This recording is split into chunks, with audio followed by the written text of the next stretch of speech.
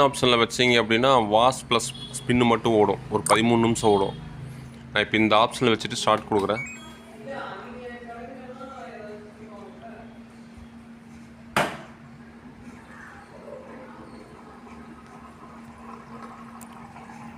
பார்த்தீங்கன்னா தண்ணி உள்ளே வருது.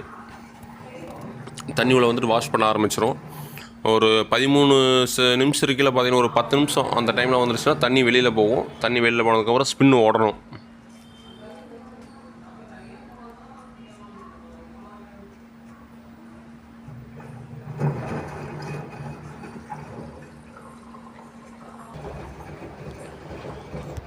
இப்போ பார்த்தீங்கன்னா 10 நிமிஷம் அந்த டைம் வந்துருச்சு.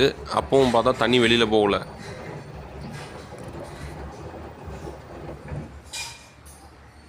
இது கீழே பார்த்தீங்கன்னா மோட்ரு அடைச்சிருக்கு, பிளாக் ஆகிருக்கு. இப்போ டைமிங் குறையுது. இதுக்கு கீழே குறையாது. தண்ணி வெளில போனால் தான்